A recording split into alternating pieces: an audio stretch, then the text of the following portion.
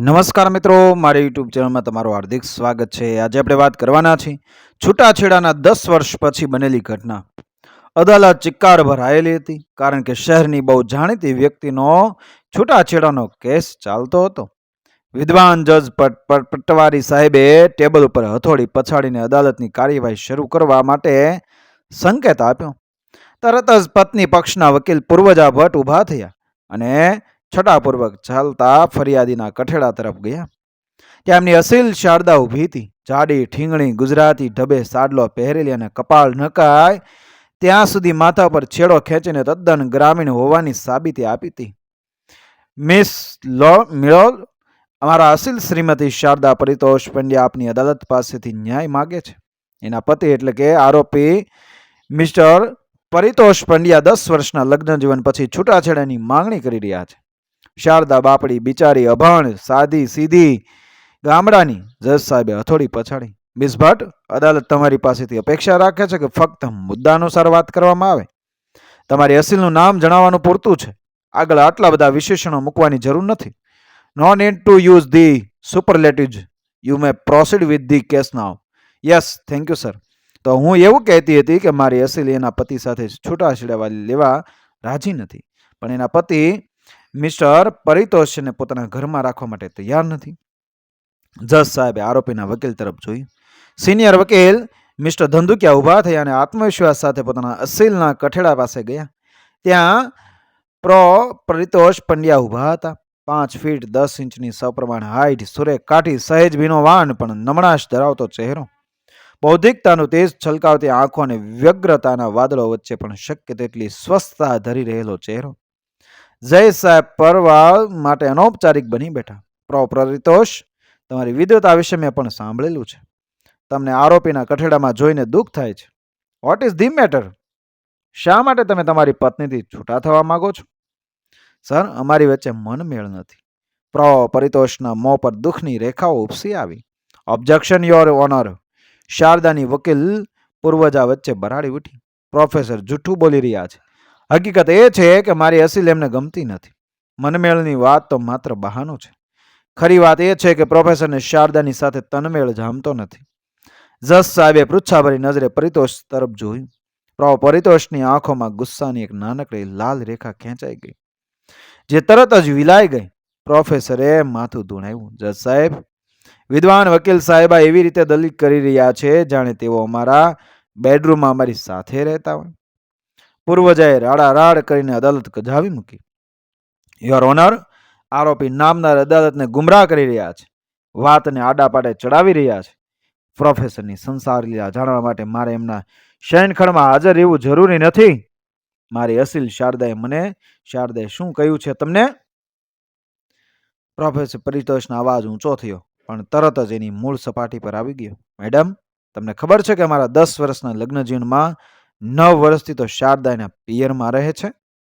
આમાં શરીરના જોડા કે કજોડાની વાત જ ક્યાં આવે છે?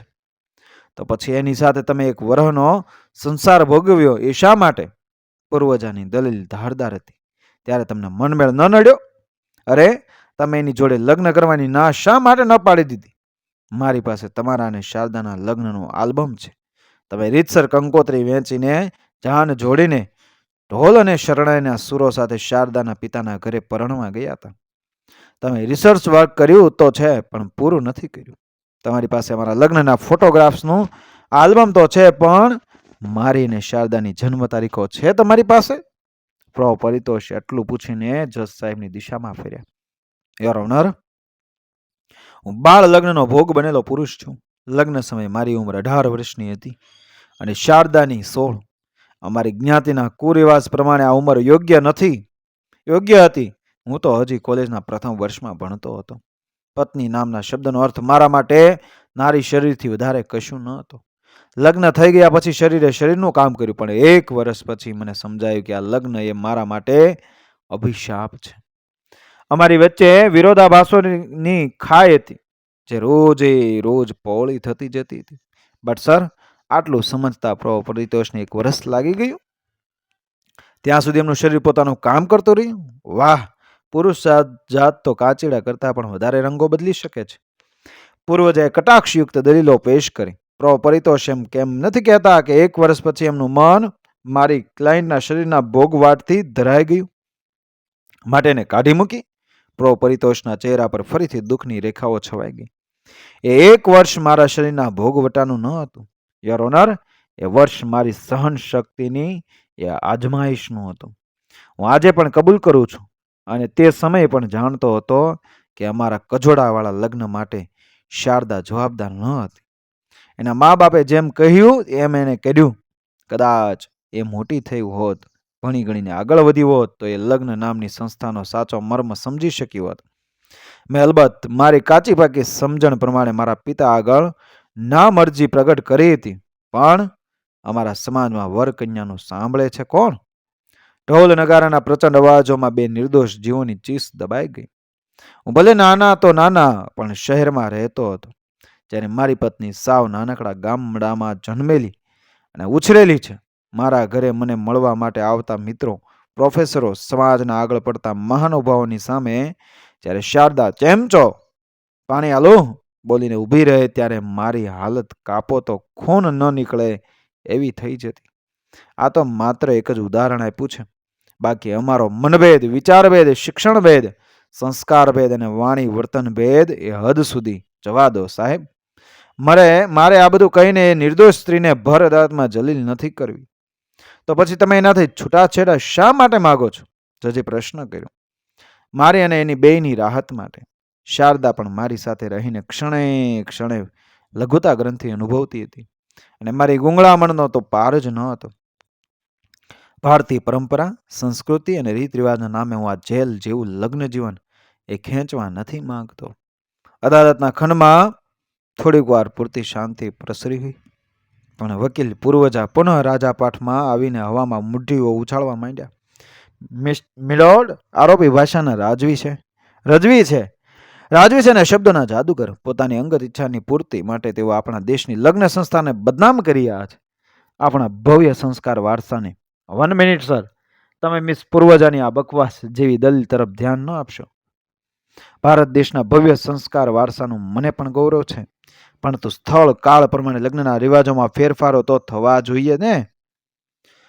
માટે મારે ફક્ત એટલું જ કહેવું છે કે કોઈ પણ મનુષ્યની જિંદગીમાં સૌથી મહત્વની ઘટનાઓ 3 જ હોય છે: જન્મ, લગ્ન અને મરણ. આમાંથી જન્મ અને મરણ તો ભગવાને પોતાના હાથમાં રાખ્યા છે, તો પછી બાકી બચ્યું લગ્ન. આ એક ઘટના તો માણસના હાથમાં રહેવા દો. સમાજ એ હક પણ શા માટે છીનવી લે છે? યોર ઓનર, મારે આનાથી વધારે કશું જ નથી કહેવું.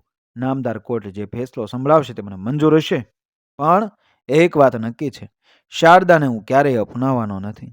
જો અદાલત કહેશે તો આખી જિંદગી હું એને ખાધા ખોરાકી ચૂકવતો રહીશ. મને બાંધી રાખવાની લાલચમાં એ પણ બીજા કોઈની સાથે પુનઃ લગ્ન નહીં કરી શકે. શારદા સમજી ગઈ, છૂટાછેડા માટે રાજી થઈ ગઈ. બદલામાં પરિતોષે એને 5 લાખ રૂપિયા અને એક મકાન આપી દીધું. ચુકાદો સાંભળીને પ્રોફેસર અદાલતની બહાર નીકળ્યા, ત્યારે પૂર્વજા એમની સામે ઊભી હતી. એની ડોક ઝૂકેલી હતી અને અવાજ શરમથી પાણી હતો. પરિતોષ, હું તમારા વિચારોથી પ્રભાવિત થઈ ગઈ છું. તમે જો હા પાડો તો હું તમારી જીવનસાથી બનવા ઈચ્છું છું. વચન આપું છું કે કોર્ટની જેમ આપણા ઘરમાં ક્યારેય બૂમ બરાડા નહીં પાડું. મિત્રો, વિડીયો પસંદ આવે મારી ચેનલ સબસ્ક્રાઈબ કરો, ફોલો કરો, શેર કરો. મળી આવી જ ઘટનાને પ્રેરણાદાયક વાર્તાઓ સાથે આગળના વિડીયોમાં.